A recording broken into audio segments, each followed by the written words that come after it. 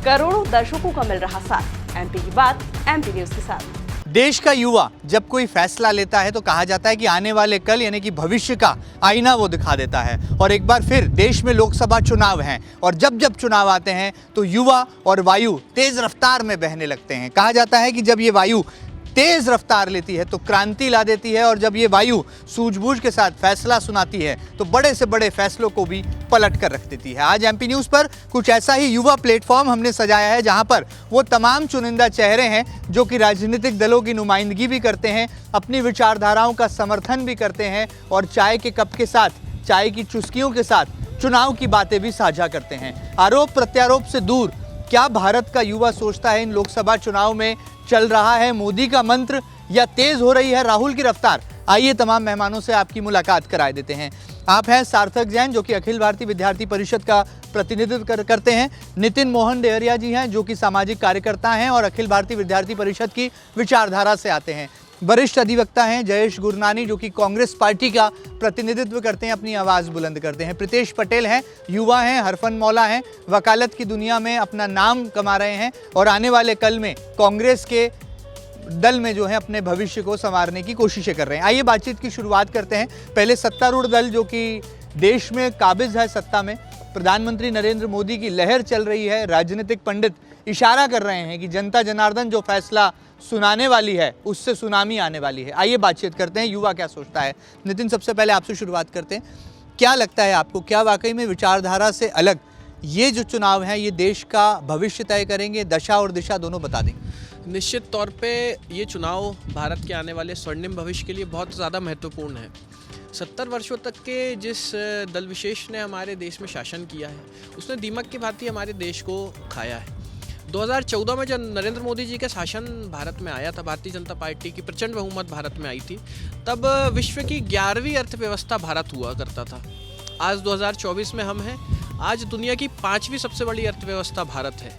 नरेंद्र मोदी जी ने वो विज़न इस भारत देश को दिया है, भारत देश के युवाओं को दिया है कि 2047 तक हमें विश्व की सबसे मजबूत अर्थव्यवस्थाओं में से एक हमारे भारत को इस तरीके से स्थापित करना है। इसलिए यह चुनाव इस देश के युवाओं के लिए और भारत देश के लिए, इस स्वर्णिम भविष्य के लिए बहुत ज़्यादा महत्वपूर्ण है, ऐसा मेरा मानना है। क्या आप इस बात से सहमत हैं कि भारत की उन्नति के लिए, तरक्की के लिए जो विचारधारा फिलहाल सत्ता में है उसको और समर्थन मिलना चाहिए? आप क्या मानते हैं? देखिए, हम 2014 से देखते आ रहे हैं कि किस प्रकार से लोकतंत्र जो है वह धीरे धीरे धीरे करके ख़त्म होते जा रहा है। और आज अब तो भारतीय जनता पार्टी ने भी ये घोषणा कर दी कि आप हमें 400 सीट दीजिए और हम संविधान में संशोधन कर देंगे। तो आज एक आदमी को आप शक्ति देते जा रहे हैं, ताकत देते जा रहे हैं, परंतु हमें यह देखना होगा कि आपने किसी को तलवार तो दे दी, परंतु वह तलवार जो है वह सृजन कर रही है या सर्वनाश कर रही है। तो वर्तमान परिदृश्य में तो यह प्रतीत होता है कि तलवार जो है सर्वनाश कर रही है। आप देखिए कि किस प्रकार से जो विपक्षी दल हैं, विपक्षी दल के नेता भारतीय जनता पार्टी में जाते हैं तो उनके ऊपर जितने भी लांछन हैं, जितने भी घोटाले हैं, वह एकाएक समाप्त हो जाते हैं। इंदौर में अगर हम खड़े हैं तो इंदौर में मैं बात करता हूँ संजय शुक्ला की, कहाँ गया वो 140 करोड़ का नोटिस। मैं बात करता हूँ विशाल पटेल की, कैसे उनकी जो 3 अवैध कॉलोनी थी आज वह रेगुलराइज होने जा रही हैं। और भी कई लोग हैं, पंकज संघवी जी, तो उनके जो ब्रदर हैं वह ज़मीनों का कारोबार करते हैं। भूमाफिया की गिनतियों में अगर हम देखें तो संघवी परिवार एक बड़ा परिवार है। तो जो भंवरकुआ थाने पर एफआईआर हुई थी उसका आज की तारीख में क्या स्टेटस है? तो यह जो इस प्रकार की जो चीज़ें देखने में आ रही है कि आप भारतीय जनता पार्टी ज्वाइन करिए और एक वॉशिंग मशीन है और उसके बाद आप निकलते हैं तो जो आपका चोला है बिल्कुल साफ़ हो जाता है। तो मेरा ये मानना है कि यह देश हित में नहीं है। देश हित की बात निकली है। सार्थक, आप अखिल भारतीय विद्यार्थी परिषद की विचारधारा के समर्थन में रहते हैं, कार्यकर्ता हैं, नेतृत्व हैं। क्या मानते हैं, वाकई में देश में जो कुछ हो रहा है देश की भलाई के लिए हो रहा है या फिर तानाशाही की तरफ देश को ले जाया जा रहा है? मुझे ऐसा लगता है कि विद्यार्थी ही है जो देश को आगे जाके कहीं ना कहीं नेतृत्व करने वाला है।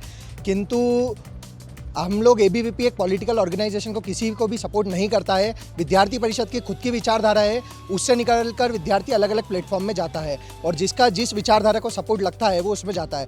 तो यही वो युवा है जो आगे जाके कहीं ना कहीं अपने देश को राह दिखाएगा, मार्ग दिखाएगा।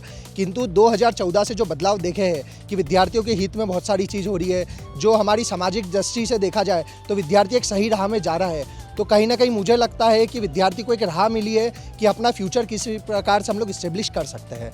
तो कहीं ना कहीं अभी तक पॉजिटिव वे में विद्यार्थियों के हित में भी काम चल रहा है। चलिए, विद्यार्थी तो हैं देश में प्रधानमंत्री नरेंद्र मोदी के साथ। प्रीतेश जी, क्या मानते हैं, युवा हैं, क्या वाकई में युवा सोच जो है वो देश को दशा और दिशा दोनों दे सकती है? क्या लग रहा है? देखिए, सबसे पहली बात, आज की जो हमारी परिचर्चा है, आपने जैसे संबोधन में आपके कहा कि वायु का अर्थ जब विपरीत, युवा का अर्थ विपरीत में वायु होता है। जैसे मेरे काबिल मित्र ने कहा कि 2019 के पहले 11वीं अर्थव्यवस्था होते थे और अब हम अग्रणी हो रहे हैं उससे। मैं आपको एक बात बताना चाहता हूँ कि NSSO, नेशनल सैंपल ऑर्गेनाइजेशन, उसका कुछ भी फुल फॉर्म है, उसने यह डाटा दिया था कि इस देश में पिछले 45 वर्षों में इतनी बेरोज़गारी दर नहीं हुई जितनी 2019 में हुई है। तो हम किस तरीके से कह सकते हैं कि ये मौजूदा सरकार युवाओं को आगे बढ़ा रही है। हम युवाओं की बात करते हैं, जब इस देश के 65% लोग युवा हैं। हमने ऐसी, मतलब मौजूदा सरकार से मैं सवाल पूछता हूँ, यहाँ बैठे मेरे काबिल दोस्तों से सवाल पूछता हूँ, इन्होंने ऐसी कौन सी नीति बना दी जिससे कि हम और अग्रणी होंगे? इस देश की कुल बजट का 2.5% शिक्षा पे इस्तेमाल होता है, कैसे अग्रणी होंगे? सवाल है मेरा। शिक्षा और चिकित्सा पर जो है देश का फोकस होना चाहिए, लेकिन वो डी फोकस में है। आप सबसे पहले तो हमारे जो यूथ कांग्रेस के जो राष्ट्रीय प्रवक्ता मेरे मित्र जयेश जी बैठे हैं, मेरे पुराने मित्र हैं, अभिन्न मित्र हैं मेरे छात्र राजनीतिक समय से, इन्होंने कहा कि लोकतंत्र की हत्या हो रही है। तो मैं इनसे पूछना चाहूँगा कि आदरणीय इंदिरा गांधी जी के समय में जब आपातकाल लगा था, तब अभी के हमारे देश के जो विदेश मंत्री आदरणीय राजनाथ सिंह जी, वो जेल में बंद थे। उस समय वो जेल में बंद थे, आपातकाल 1 वर्ष के लिए बढ़ा दिया गया। उनकी माताजी को सूचना मिली कि आपातकाल 1 साल के लिए बढ़ गया है और राजनाथ सिंह जेल में रहेंगे। जिस सदमे में उनका दुखद निधन हो गया, जिसके बाद राजनाथ सिंह जी ने उनकी अंतिम क्रियाएं करने के लिए, अपना एक पुत्र धर्म निभाने के लिए पेरोल मांगा। तो केंद्र सरकार ने, इंदिरा गांधी जी की सरकार ने, उस पत्थर दिल सरकार ने राजनाथ सिंह जी को, जो अभी हमारे देश के रक्षा मंत्री है, उनको पेरोल नहीं दी। इससे ज़्यादा दुखदायी परिस्थिति क्या होगी? लोकतंत्र की ये लोग हत्या की बात करते हैं। 70 वर्षों तक के हमारी भारतीय सेना से लेकर के प्रत्येक अलग अलग जो हमारे मंत्रालय, उनके कितने बुरे हाल थे। राजीव गांधी जी बोलते थे कि मैं अगर केंद्र से 100 रुपये भेजता हूँ तो वो नीचे पहुँचते तक 1 रुपये बचता है। देश के प्रधानमंत्री का यह शब्द उस समय में हुआ करता था, जब राजीव गांधी जी हमारे देश के प्रधानमंत्री हुआ करते थे। रही बात, हमारे मित्र ने, प्रीतेश जी ने कहे कि हमने क्या नीतियाँ बनाई। चलिए, मैं आपको अभी एजेंडा देता हूँ कि हमारी एक योजना चलती है, युवा उद्यमी योजना, PMEGP, prime minister employment generation programme. आपने 2019, थोड़ा सा क्या है कि आप यहीं के आंकड़े क्लियर कीजिए। आपने बोले 2019 से पहले, मैंने बोला 2014 के पहले हम 11वीं अर्थव्यवस्था थी, ना कि 2019 से पहले। ठीक है, उसके बाद में आपने जो, मैं बोले कि क्या नीति बनाई, हमने कोई नीति नहीं बनाई, कुछ नीतियां नहीं बनी, कुछ जो आपकी नीतियां थी हमने बदलाव करे। चलिए, आपको एजेंडा दिया, कुछ काम कांग्रेस ने अच्छा करी थी। जो PMEGP योजना थी 2008 में तत्कालीन प्रधानमंत्री मनमोहन सिंह जी की सरकार ने लाई थी। उस योजना में ऐसा था कि अगर आपको कोई भी उद्यम डालना है नया, तो आपको 25 लाख तक का ऋण अब केंद्र सरकार देगी। लेकिन उसके क्लॉज इतने कठिन थे कि हर आदमी तक के वो पहुंच पाना नहीं था, और घूसखोरी हर जगह पे थी। 2014 में PMEGP योजना को बदलाव करके, उसके क्लॉज में बदलाव करके ऐसा कर दिया गया कि चाहे किसी की सालाना कमाई कितनी भी हो, चाहे वह गरीबी रेखा के नीचे हो, उसको PMEGP का लाभ मिलेगा अगर वो अच्छा उद्यमी बनने का सपना रखता है। और ये अर्थव्यवस्था की बात कर रहे हैं, इनके समय में 1992 के इकोनॉमिक रिफॉर्म्स आए, LPG policy, liberalisation, privatisation, globalisation policy लाने की, देश का सोना वहाँ गिरवी रख के लाने की जरूरत पड़ी। क्या कर रही थी वहाँ कांग्रेस की शासन? अगर हम 10 साल की शासन में 11वीं अर्थव्यवस्था से 5वीं अर्थव्यवस्था तक ला सकते थे, तो क्या 70 वर्षों तक की कांग्रेस हमारे देश को इतनी आगे तक के लाने की संभावना नहीं रखती थी जो 10 साल में? आप ले लेते हैं जयेश भाई, क्या लगता है, आपकी पार्टी तो बहुत देश को पीछे धकेल रही थी, ये बहुत आगे ले जा रहे हैं? आगे ले जा रहे हैं, अगर इनका ऐसा कहना है तो मेरी प्रतिक्रिया जो है वह इतनी सी है कि अगर आप इनका मैनिफेस्टो उठा करके देखिए, धर्म का कार्ड ये हर बार खेलेंगे, हर चुनाव में खेलेंगे, राम मंदिर के नाम पर वोट मांग रहे हैं। मेरा इनसे निवेदन इतना सा है, आज आप इंदौर में बैठे हैं, अगर इंदौर में अगर सबसे बड़ा और सबसे प्रसिद्ध मंदिर है तो वो खजराना गणेश है। खजराना गणेश में क्यों सरकार हस्तक्षेप करती है?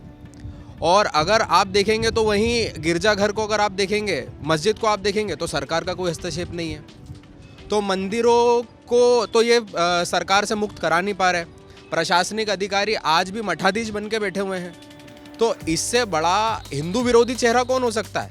हिंदू विरोधी हिंदू विरोधी ये जो जिन लोगों की बात कर रहे हैं, इन लोगों ने 1992 जब बाबरी विध्वंस का जब मामला हुआ तब इनकी कांग्रेस कि रंग पंचमी के समय की बात है कि वहाँ पर एक आग लग गई। पंडित जी हमारे जो महाकालेश्वर मंदिर के उनका स्वर्गवास भी हो गया, कोई प्रतिक्रिया नहीं आती है। हमारे मुख्यमंत्री जो खुद ओबीसी समाज से हैं, आज लाखों ओबीसी प्रताड़ित हैं और इसीलिए प्रताड़ित हैं क्योंकि वह सरकारी नौकरी में आरक्षण की बात करते हैं। सरकार कहती है 27 देंगे, 13% देंगे, परंतु जब जाते हैं तो 2 लिस्ट निकलती है, 13% की अलग निकलती है यूआर की और ओबीसी की अलग निकलती है, जो कि जिनका कभी सिलेक्शन होता नहीं और कहते हैं कि जब मामला विचाराधीन है अभी सुप्रीम कोर्ट में, जब फैसला आएगा तब देखेंगे। तो ओबीसी जो हमारे समाज का प्रतिनिधित्व कर रहे हैं मुख्यमंत्री, वह आखिर ओबीसी समाज की बात क्यों नहीं सुन रहे हैं, मांग क्यों नहीं सुन रहे हैं? उन छात्रों के प्रति तो किसी का ध्यान ही नहीं है। ये बात करेंगे आपातकाल की, ये बात करेंगे इनकी गाड़ी वहीं पे अटकी हुई है। ये 1980 1985 से आगे, या अभी मैं बोल रहा हूँ कि भाई जो चुनाव है, आप अभी की बात करो ना। आज आप क्यों किशोर कुमार की बात कर रहे हो, बल्कि सलमान खान का ज़माना है। सलमान खान का ज़माना है। अब आप सबसे पहले तो ये मेरे को जवाब दीजिए, देश जानता है कि जब 6 दिसंबर 1992 को जब बाबरी विध्वंस का मामला हुआ, तब रातों रात उत्तर प्रदेश की सरकार गिरने के बाद में मुलायम सिंह सरकार को किसने वर्तमान में जो मेरा प्रश्न है, कांग्रेस पार्टी ने ये कम से कम ये बताएं कि आज की तारीख में जो खजराना गणेश में आखिर डीएम कौन होता है, ये फैसला लेने वाला कि मंदिर कब खुलेगा कब बंद होगा। डीएम कौन होता है? यह फैसला लेने वाला कि न्यू ईयर के दिन रात में कोई दर्शन जो है गणेश जी के दर्शन नहीं कर पाएगा।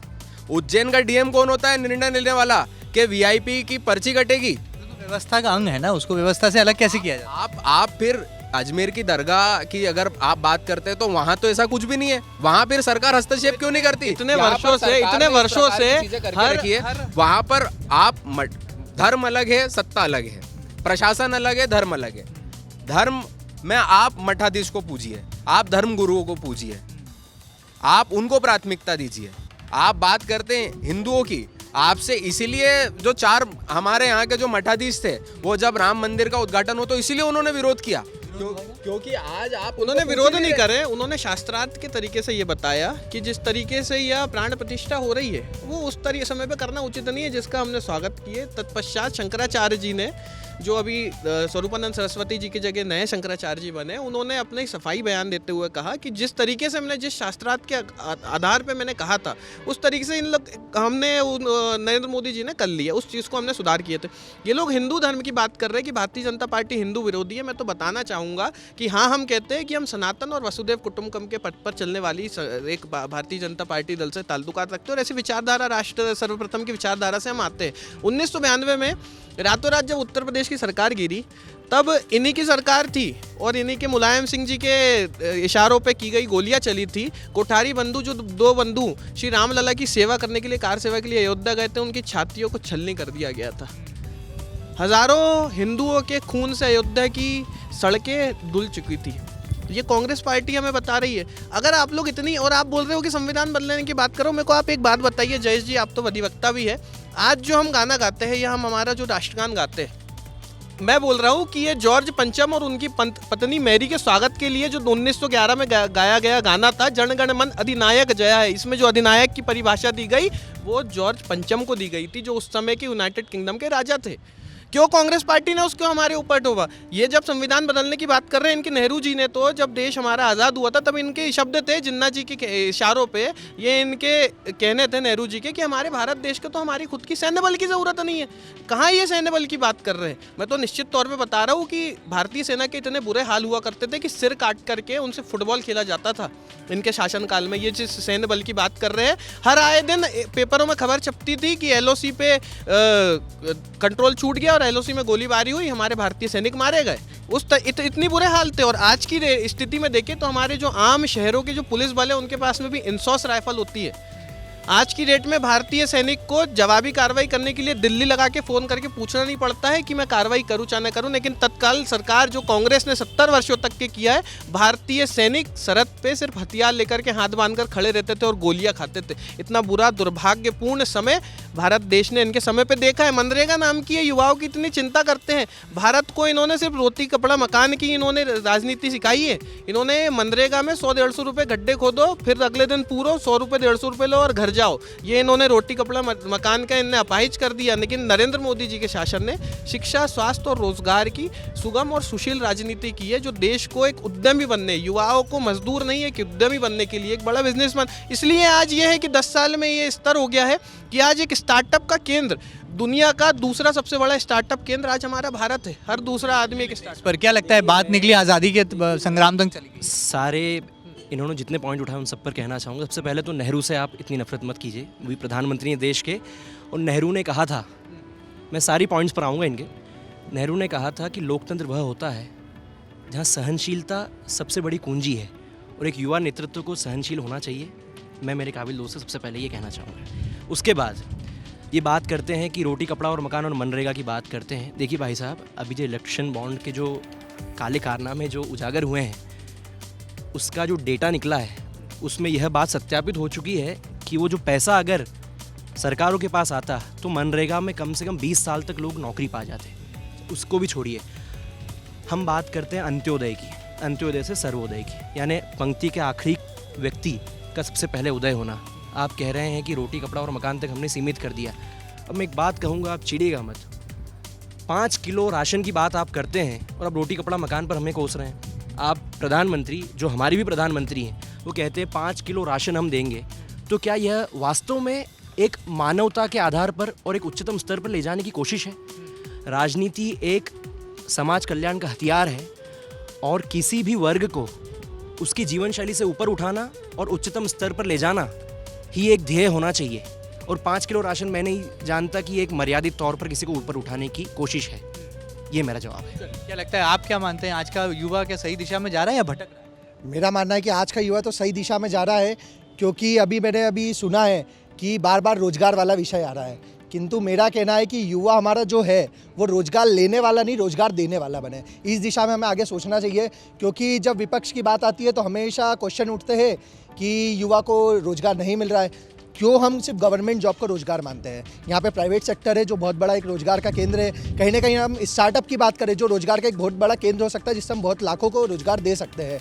और हम देखते हैं कि स्टार्टअप को लेकर सामने हमारा अकेला का प्रयास भी नहीं होना चाहिए ना, क्योंकि हम लोग हमेशा सरकार को टारगेट करते हैं कि स्टार्टअप को लेकर सरकार प्रमोशन करेगी। तो भाई ये सिर्फ सरकार का काम नहीं है, ये हम सभी समाज सेवियों का भी काम है कि हम सरकार को लेकर प्रमोट करें कि स्टार्टअप किस प्रकार से होना चाहिए। आज तक किसी भी NSY के कार्यकर्ता ने, किसी भी यूथ कांग्रेस के कार्यकर्ता ने एक भी सेमिनार ऑर्गेनाइज नहीं कराया है कि स्टार्टअप को लेकर के हमें किस प्रकार से स्टार्टअप करना चाहिए। तो ये ना कि सिर्फ ABVP का काम है, ना ही सिर्फ BJP पार्टी का काम है, ना ही सिर्फ संघ का काम है और ना ही सिर्फ सरकार का काम है।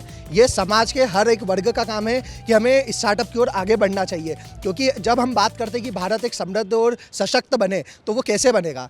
जब हम हमारे यहाँ नौकर उन पैदा करेंगे, उससे हमारा भारत समृद्ध और सशक्त नहीं बन सकता है। तो हमें कहीं ना कहीं स्टार्टअप की ओर आगे बढ़ना चाहिए, जिससे हम आगे रोजगार दे सके, ना कि रोजगार के पीछे भागे। आपकी पार्टी ने कंस्ट्रक्टिव एफर्ट्स नहीं किए, आप डिस्ट्रक्शन में लगे रहे और ये कंस्ट्रक्टिव एफर्ट्स लेकर आए आप। इन्होंने शिक्षा की बात करी।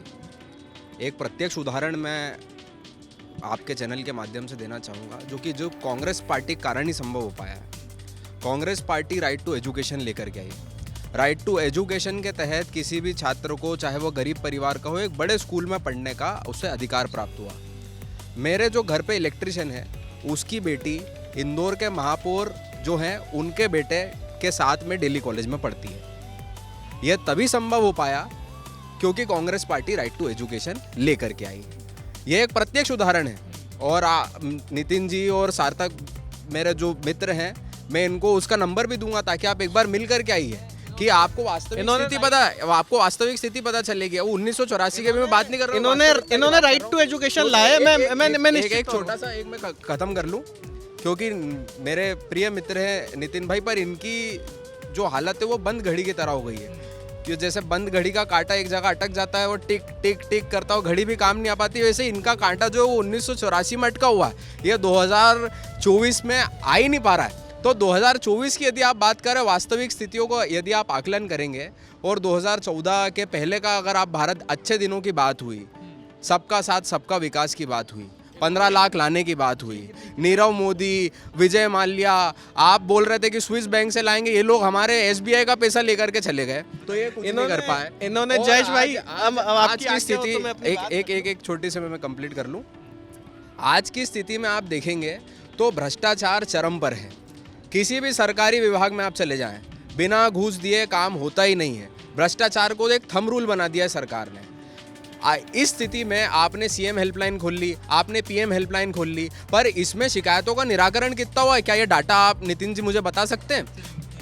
अच्छा चलिए, इन्होंने बोले कि हमने राइट टू एजुकेशन लाए, हमारे देश के युवा शिक्षा पाए। इन्होंने शिक्षा ऐसी दी है कि हमने कितने वर्षों तक जूते खाए हैं, लेकिन हमने कितने वर्षों तक जूते मारे हैं वो किसी को नहीं बताए। इन्होंने ये बताया कि औरंगजेब महान था। ये ईरान की औलादे आकर के जो यहाँ पे मुगल शासन करी है, इन्होंने उनको महान बताने का काम करे। क्यों नहीं हमारी किताब में पढ़ा है कि सर कटने के बाद में भी गोरा बादल लड़ते रहे? क्यों नहीं बताए कि घोड़े सहित रण की भूमि में जिस भी पठान का महाराणा से पाला, महाराणा की तलवार ने उसे घोड़े सहित काट डाला? क्यों नहीं बताया? क्यों नहीं महाराणा संभाजी पढ़ा? आज के युवाओं को ये सब पिक्चर के माध्यम से देखने को मिलता है। हमारे देश का दुर्भाग्य है कि कांग्रेस ने इस तरीके की शिक्षा रणनीति और शिक्षा नीति बनाई थी देश में कि इस तरीके के युवाओं को शिक्षा मिलती, जिस कारण आज हमारा 70 वर्ष से पुराना युवा आज भी जब कोई भी युवा छत्रपति शिवाजी के नाम को उनको ध्यान करके और जय भवानी बोलता है तो जीवन में एक विकास की तरफ आगे बढ़ता है, एक जोश एक जुनून की तरफ आगे बढ़ता है, क्योंकि वो अपनी प्रेरणा आजकल शिवाजी महाराणा छत्रपति शिवाजी महाराज को मानता है।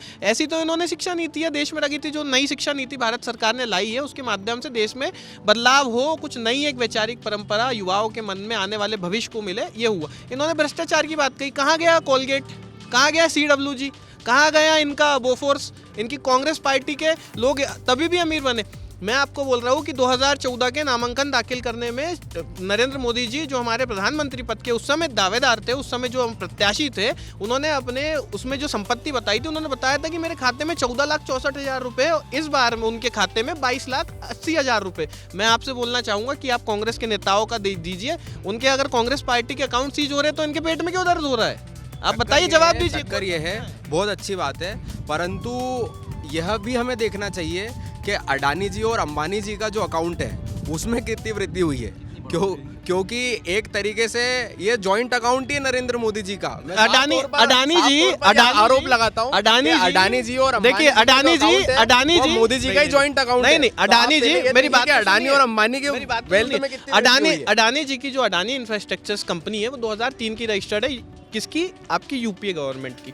अंबानी जी की जो फैमिली, जिनको मुकेश अंबानी जी रहे, ये उनकी दूसरी पीढ़ी है। आदरणीय धीरूभाई अंबानी जी 80 के दशक से उद्योगपति है, तब भी देश के बड़े थे, आज भी देश के बड़े। इनके पेट में इसलिए दर्द हो रहा है क्योंकि इनके पास में कोई मुद्दे बच्चे नहीं है। देश के उद्योगपति अडानी और अंबानी पे आते हैं, पर इनको ऐसा लगता है हमने इनके पार्टी के राष्ट्रीय महासचिव के लिए कुछ बोल दिया, ये इस प्रकार से इतना बुरा मान जाए। अडानी और अंबानी उद्योगपति हैं, आपके लिए भी मेरे लिए भी, तो आपका पेट क्यों दर्द होता है? जैसे तो मैंने राष्ट्रीय महासचिव को भ्रष्ट बोल दिया। हमारा बिल्कुल पेट दर्द नहीं होता है। अडानी जी हमारे देश के प्रसिद्ध उद्योगपति है, अंबानी जी हमारे देश के प्रसिद्ध उद्योगपति है। बिरला ग्रुप जो है, ये सब जो है, ये भारतीय अर्थव्यवस्था के एक बैकअप है।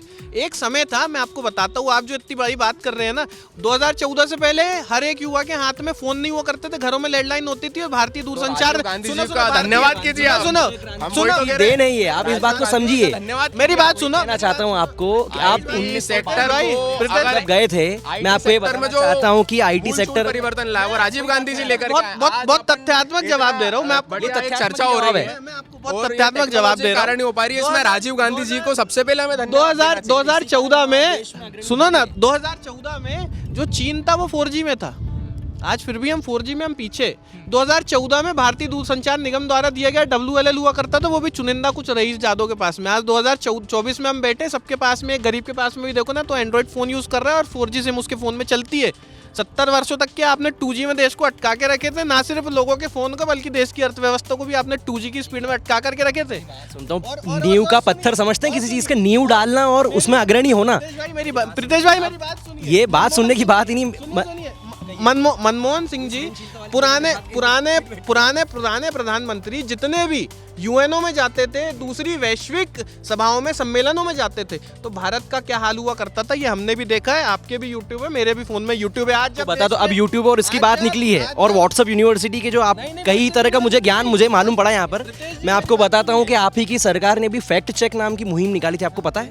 वो बंद क्यों हो गई, उसका जवाब देंगे आप पहले मेरी मेरी इस बात का आप जवाब दीजिए, वो बंद क्यों हो गई? किसने बोला बंद हो गई फैक्ट चेक?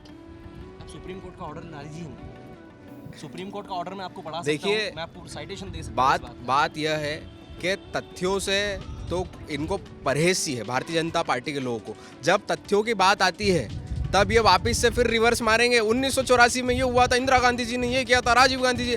अरे आप वर्तमान की बात करिए। नरेंद्र वर्तमान की बात करते हुए मैं आपको जवाब देता हूँ। आप राहुल गांधी जी जो हैं उन्होंने कन्याकुमारी से लेकर के कश्मीर तक जो भारत जोड़ो यात्रा उन्होंने शुरुआत की, उसका सुनिए, जो शिक्षा मिलेगा, आप अभी बात कर रहे थे, जो आप शिक्षा नीति की बात कर रहे थे, आप मेरे को एक जवाब तो आप देखेंगे कि जो महागठबंधन है, इंडिया गठबंधन है, वह सरकार बनाएगा। एक अच्छी सरकार जो है वो 5 साल चलेगी। और नरेंद्र मोदी जी को जयेश भाई मेरे को सुप्रीम कोर्ट का मेरे को आदेश बता रहे थे। जयेश भाई आप इंदौर के नेता है ना, आप राष्ट्रीय प्रवक्ता इंडियन यूथ कांग्रेस के। आप मेरे को बताइए कि अभी इंदौर शहर में जो नई मतदाता सूची जारी हुई है, कितने लाख मतदाता अभी इंदौर शहर में है आंकड़ों के साथ? आप तो अधिवक्ता है, आप तो बता ही पाएंगे। देखिए बात इतनी सी है, बात से संबंध है ना, तो मैं पूछ रहा हूँ, अभी आप शिक्षा नीति की बात कर रहे थे, आपकी शिक्षा नीति, आप इसके पहले जब आपका क्वेश्चन आया था ना, तो मैं वही चीज़ आपसे पूछ रहा हूँ जो आप शिक्षा नीति की बात कर रहे थे। पहले हमारी यहाँ शिक्षा नीति इस प्रकार की थी कि स्टूडेंट लोन पढ़ता तो था पर उसको उसका भविष्य नहीं पता था कि मैं किस जगह जा रहा हूँ। ये बहुत सोचने की बात है। तभी जाके विद्यार्थी परिषद ने happy and meaningful student life start करा है अभियान, क्योंकि तभी हमको नई शिक्षा नीति लाने का मौका मिला है और हम चाहते हैं नई शिक्षा नीति इसलिए आए। क्या बदलाव किए हैं शिक्षा नीति में आपने? मैं आपको एक बात बताता हूँ, जो ब्रिटिशर्स जब हमारे ज़माने में आए, हम तो जब पैदा नहीं हुए थे, एडमिनिस्ट्रेशन रूल के कई हद तक उन्होंने हमको सिखाए हैं, वो आज भी लागू होते हैं। तो क्या हम उन्हें हटा देंगे? मैं आपको बता लॉर्ड मैकालन की आप जो शिक्षा नीति पढ़ते हैं ना, वो हमारे ना ही हमको हमारे इतिहास बताती है भारत का, ना ही हमारे भारत को युवाओं को इतिहास को बदलना और नामों को बदलना आपका पुराना चरित्र रहा है, उससे कोई फर्क नहीं पड़ता। नहीं, जिसने हमारे देश के लिए इतना अच्छा काम करा उसका नाम होना चाहिए। ये सफल प्रधानमंत्रियों की बात कर रहे हैं ना आप। नरेंद्र मोदी जी को छोड़िए, पहले आप अटल जी का जवाब नहीं दे पाए। अटल जी को जब राष्ट्र को एक बार रात के 1 बजे अमेरिका के राष्ट्रपति ने फोन करके ये बोला, कि मुझे पाकिस्तान का प्रधानमंत्री फोन करके बोल रहा है कि अगर आपने अपनी सेना को पीछे नहीं हटाया तो हम न्यूक्लियर हमला कर देंगे भारत में। अटल बिहारी वाजपेयी जी की जुबान नहीं कांपी थी, आवाज़ नहीं लड़खड़ाई थी। उनके अमेरिका के राष्ट्रपति को ये शब्द थे कि माननीय राष्ट्रपति जी, मैं अपने भारत का 25% भारत गंवाने के लिए तैयार हूँ, लेकिन आपको ये वादा करता हूँ कि सुबह के सूरज के साथ पाकिस्तान जो है वो इस दुनिया का सूरज सुबह का नहीं देख पाएगा। इस तरीके के प्रधानमंत्री इन लोगों ने क्या, ये कहाँ से बात बता रहा, मैं आपको बताता हूँ। मैं बीजेपी की जो मानसिकता है वो किस तरह से चलती है, और आज का युवा भी, मैं माफ़ी चाहता हूँ, मैं व्यक्तिगत रूप नहीं ले रहा हूँ, जो मैं अटल हूँ फिल्म आई है उसका प्रथम दृश्य है ये। मैं नहीं मानता कि इन्होंने और कहीं से इस ज्ञान को ये मैं जिस तरीके सुनिए, ये मैं इसी अपन इस तरीके से इन्होंने जो अपन एमपी जानकारी फैलाने की, प्रितेश भाई अपन एमपी न्यूज में बैठे हैं ना, मैंने एमपी न्यूज में यही चीज 2019 में कही है। और मैं हूँ अटल फिल्म जो है वो देखिए, दंत कथाएं का तो कोई अंत ही नहीं है। सुनी सुनाई कहानियां इनको सिखा देते हैं सुबह सुबह संग में कि आज आपको 5 दिन तक ये बोलना है, तो 5 दिन तक ये यही बोलते हैं। तो इनको क्या है कि अब इनको कहाँ से आ रही इन्फॉर्मेशन? रिकॉर्डिंग में ये बोला था, वो बोला था, फिर अटल जी ने ये जवाब दिया। मतलब भाई साहब के पास ऐसे रिकॉर्डिंग आ गई अटल जी। जयेश भाई सुनो, आप वास्तविक चीजों में बात कर रहे हैं ना। शायद आपको जानकारी नहीं होगी, राहुल गांधी जी अपनी पैतृक जो सीट है उनकी, वो छोड़ करके वायनाड से चुनाव लड़ रहे। आज वायनाड के बाजू में नेहा हेमित नाम की एक छात्रा की हत्या हो गई है। एक मुसलमान व्यक्ति ने उसकी हत्या करा है। कहाँ पे? नेहा हेमित, आपके कांग्रेस के कॉर्पोरेटर थे वायनाड के, उसकी हत्या दिन दहाड़े। सुनिए मेरी बात, हथकंडा है। जैसे जयेश भाई ने बात करी धर्म कार्ड, ये दूसरा मेरी बात सुनिए ना, मैं सिर्फ इतना इनसे चाह रहा हूँ कि एक अभी ट्विटर में इस वक्त जब हम 7:25 में जब हम यहाँ पे बैठे हुए हैं, तब ट्विटर में और एक्स में सबसे हाईएस्ट ट्रेंडिंग कोई हैशटैग चल रहा है तो वो जस्टिस फॉर नेहा चल रहा है। मैं आपसे पूछना चाहूंगा कि वायनाड से राहुल गांधी वहां से चुनाव लड़ रहे हैं, घटना 48 घंटे पहले की है। कांग्रेस पार्टी ने, राहुल गांधी जो वहां के सांसद है, जो वहां के सांसद प्रत्याशी है, उन्होंने क्यों नहीं जवाब दिया? और आपकी क्या राय है? मैं हिंदू मुस्लिम कार्ड यहाँ पे नहीं खेल रहा हूँ, लेकिन एक 21 वर्षीय छात्रा की हत्या वहां पे खुलेआम कर दी गई, उसके लिए वहां पे क्यों नहीं वर्जन दिए? क्यों? आपकी जो इंडियन मुस्लिम लीग है केरला की, उसने आज राहुल गांधी को ये चीज बोली है कि आप कांग्रेस का जो झंडा है वो वहां के चुनाव में उपयोग नहीं करेंगे। क्यों डर रहे हो भाई? बोलो, तुम बोल पाओगे भाई? आज 21 वर्षीय जिस महिला की जो बात कर रहे हैं कि हत्या हुई है, संवेदनशील मुद्दा है, परंतु आप यह तो सोचिए कि एक कांग्रेस का अगर राहुल गांधी जी प्रत्याशी हैं तो क्या वहाँ के टीआई हैं या वहाँ के थाना इंचार्ज है? थाना इंचार्ज है कि जो जवाब देंगे? मेरी बात सुनो जयेश भाई, इंडियन हुई है, गलत हुआ है, पर आप एक बात समझिए, इसमें राहुल गांधी जी क्या करेंगे? लॉ एंड ऑर्डर की व्यवस्था जो है वो तो वहाँ का एडमिनिस्ट्रेशन देखेगा और प्रशासन करेगा कि प्रत्याशी करेगा? तो कूतर के राहुल जयेश भाई सिर्फ मेरे को जयेश भाई मुझे प्रतिक्रिया है भाई, परिवार के साथ खड़े हैं, परिवार के साथ संवेदनाएं बांट सकते हैं, आरोपियों के पर इन्वेस्टिगेशन पुलिस को करनी है। जयेश भाई आप संगठनात्मक जिम्मेदारी में मेरे से ऊपर हो, राष्ट्रीय प्रवक्ता हो एक बहुत बड़े दल के युवा इकाई के, मैं आपसे सिर्फ इतना जवाब चाहूंगा कि इंडियन मुस्लिम लीग ने जब वहां पे राहुल गांधी को बोली है कि आप कांग्रेस का, इंडियन नेशनल कांग्रेस का झंडा पूरे वायनाड में आप प्रचार के समय कांग्रेस का झंडा उपयोग नहीं करोगे, राहुल गांधी ने उसमें हामी भरी है कि मैं पंजे का, कांग्रेस का वहां पे झंडे का उपयोग नहीं करूंगा। अब आप ये बताइए कि आप इंडियन मुस्लिम लीग को जवाब देंगे कि नहीं दे पाएंगे कि आपके बॉस लोग मना कर हमारा सीधा अगर नितिन जी ने जो कहा है मैं उसे सत्य भी मान लूं, मुझे इस बात की पुष्टि नहीं है, मैं पहले ही क्लियर कर रहा हूं, पर सत्य भी मान लूं, बिल्कुल मैं बोल रहा हूं, मुझे इस बात की पुष्टि नहीं है क्योंकि इनकी बात की मैं पुष्टि नहीं कर सकता। ये जो बोल रहा आधा तो झूठी बोला, तो मैं एक बार पुष्टि कर लूंगा, पर बात यह है अगर ये ऐसा कह रहे हैं, अगर ऐसा हुआ है तो राहुल गांधी जी का चेहरा खुद में इतना सक्षम है कि राहुल गांधी जी के चेहरे पे ही वायनाड का चुनाव जीतेंगे। और ये शर्त लगा ले, अगर वायनाड का चुनाव वायनाड का चुनाव की ये शर्त लगा ले, ये हमारे साथ कांग्रेस पार्टी ज्वाइन करेंगे, इस बात की शर्त लगा ले, हमें ऐसे भी लोगों की आवश्यकता। युवा प्लेटफॉर्म पर हैं, कांग्रेस कह रही है हाथ मांग रहा हिसाब, और दूसरी तरफ अब की बार 400 पार। क्या लगता है क्यों आपकी पार्टी को चुने आज का देश का युवा, क्यों आपकी पार्टी को अवसर दे आज के देश का युवा? सबसे पहले प्रीति आप बता दें। देखिए, बहुत साधारण सी बात है, जितने हमने तर्क और कुतर्क किए यहाँ पर, उसमें यह बात सत्यापित हो चुकी है, साबित हो चुकी है कि हम देश को लेकर एक विज़न को लेकर चल रहे हैं। जैसे हमने बताया कि भारत जोड़ो यात्रा जो थी, हमारी कांग्रेस पार्टी की रीति और नीति है एकता, अखंडता, संप्रभुता, भाईचारे और सौहार्द की। मैं नहीं जानता भारतीय जनता पार्टी इन सारे शब्दों का अर्थ एक निकालती है, मायने एक निकालती है, लेकिन हमारे लिए वास्तविकता में ये हमारे पार्टी के एम्बलम है, सिंबल है, सब चीज़ है। बेरोज़गारी की जहाँ तक बात है, वास्तव में बहुत ज़्यादा है। ये बात तो आप मानते हैं कि नहीं मानते? बिल्कुल आवश्यकता नहीं है, कैसे आवश्यकता? ये चीज़ है ही नहीं। बेरोजगारी आप किस हिसाब से, आपका क्या परिदृश्य, आप किस हिसाब से बता रहे हैं? देश में बेरोजगारी दर 7.9 है फिलहाल में। आपकी सरकार, मैं कोई सरकार का नाम नहीं लेता हूं, पर जो आपकी विचारधारा है, आपका मानना सिर्फ इतना ही है कि भैया गवर्नमेंट जॉब ही रोजगार है, तो इसको आपको आपके दिमाग से निकालना पड़ेगा। फैक्ट मैं आपको बताता हूं, अगर आप भारतीय जनता पार्टी के एकदम निष्ठावान कार्यकर्ता हैं, एबीयू में एबीवीपी का कार्यकर्ता हूं। एबीवीपी तो बहुत इतर है, भारतीय जनता पार्टी जैसे आरएसएस है वैसे एबीवीपी भी इतर होगी। मेरी बात सुनिए आप, हाल ही में एक डेटा के अनुसार, मैं डेटा जिसने ऑर्गेनाइज करवाया उसको नहीं जानता, लेकिन वो सरकारी डेटा के अनुसार भारतीय जनता पार्टी ने 2023 में कुछ घरेलू महिला जो घरेलू कामकाज करती हैं, उसमें से 20% महिला, लगभग 2 करोड़ या 2.5 करोड़ महिलाओं को उसमें कामकाजी महिला के रूप में डेटा में उन्होंने फीड करवा दिया। तो आप इस तरीके से रोजगार बढ़ाएंगे तो आपको स्वागत है आपका। मैं किसी पार्टी को सपोर्ट नहीं करता हूं, पर जब हम युवाओं की बात करते हैं, देश की बात करते हैं, समाज की बात करते हैं, तो कहीं ना कहीं जब स्टार्टअप हो रहे हैं, जब मैं खुद का स्वयं का रोजगार स्टार्ट कर रहा हूं, तो भाई मुझे शर्म किस चीज़ की? मेरी छोटा सा खुद का भी हो। एमएसएमई का लोन मिलने के लिए कहाँ जाना पड़ता है? मैं बताता हूँ, जिला उद्योग कार्यालय हर मैं बता एमएसएमई का लोन कहाँ मिलता है? जो अपना एक्सपोर्ट इंपोर्ट का जो है MSME अपना भी ऑफिस बना हुआ है यहाँ पे पोलोग्राम मीडियम स्मॉल और मिनी मीडियम एंड स्मॉल। हाँ हाँ रहता है। तो बताओ हाथ को क्यों साथ मिले और अब की बार 400 पार ये सपना क्यों साकार? देखिए सर, सबसे पहले मैं बताना चाहूँगा आपको कि कांग्रेस मुक्त भारत तो लगभग 80% हो चुका है, 20% जो बचा कुचा है वो हो जाएगा, क्योंकि कांग्रेस के पास तो लोग ऐसे भी नहीं बचे। अगर इतना अच्छा दल, इतनी अच्छी रीति नीति विजन और मिशन वाला संगठन है तो क्यों नहीं मेरा कहने का मतलब है कि क्यों इनके पुराने लोग इनके कांग्रेस में रह नहीं रहे। ये इनको भी जानना चाहिए ना कि ये जिनके लिए आत्ममंथन का मौका है। दूसरी चीज़, इन लोगों ने कोई भी राष्ट्र चिंतन का काम राष्ट्र की आम नागरिक गरीब परिवार के लिए सोचने का काम कभी नहीं किया। माननीय नरेंद्र मोदी जी ने हमेशा सोचे थे कि एक गरीब महिला जब घर में अपनी आँख फूक फूक करके जलाती है और जब रोज खाना बनाती है उसकी आंखों में कितना कष्ट होता है। उन्होंने स्वयं की माँ को देख करके ये प्रेरणा ली थी। उन्होंने संकल्प लिया था कि भारत के प्रत्येक घर में मैं गैस सिलेंडर पहुंचाऊंगा। 13,82,56,000 महिलाओं को गैस सिलेंडर के कनेक्शन अनेकों योजनाओं के माध्यम से मिले।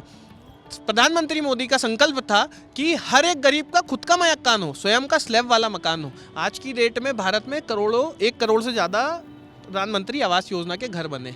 किसान आत्महत्या करता था, किसान को 12,000 वार्षिक स्तर पे उनको पेंशन दी गई है ना, इस तरीके से उनको पेंशन दी गई। ऐसे अनेकों योजनाएं इन लोगों ने सिर्फ 70 वर्षों तक के देश को लूटने का काम किया है। भारत की कांग्रेस मुक्त भारत की ये बात कर रहे हैं तो मेरा इतना सही जवाब है कि कांग्रेस मुक्त भारत तो एक सपना है इनका जो कभी पूरा नहीं हो सकता, परंतु जो भाजपा युक्त कांग्रेस है वह जरूर आज हो गई है। यही सत्यता है। और आज जिनको ये कल गाली बकते थे आज उन्हीं को इनको भाई साहब बोलना पड़ता है और उन्हीं से काम निकलाने पड़ता है।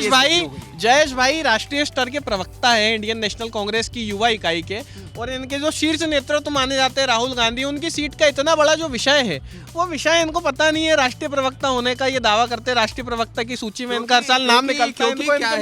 क्योंकि नहीं इसलिए है क्योंकि हमें पता है राहुल जी वहां से चुनाव जीत रहे हैं। हम उन सीटों पे दिमाग लगा रहे हैं जहाँ से हम थोड़ा कमजोर हैं। और किसी प्रोफेशन से हो तो 1984 में इनकी घड़ी जो है अभी कम से कम 2024 तक आ गई। आखिरी में मुझे इस बात की खुशी है कम से कम। अरे 84 की बात कर रहे हो, 84 में जो हमारे गुरु ग्रंथ साहिब में जो गोल्डन टेम्पल में घुस करके आज सुनिए, अगर यही मानना है कि आज का युवा इतना समझदार हो चुका है कि उसको किस दिशा में वोट करना है, कौन समाज के लिए देश के लिए हितकारी है और कौन खराब है, तो वो आने वाले टाइम में युवा बता देगा। चीज़ पे वोट करे ये तो वही जानता है और वो बेहतर समझता है। अगर आप और ज़्यादा शिक्षित करेंगे तो और अच्छे से वोट करेगा। जैसे भाई साहब ने भी 1984 की फिर से बात की, जैसे जयेश भाई कह चुके हैं, इनका पेंडुलम वहीं अटका हुआ है।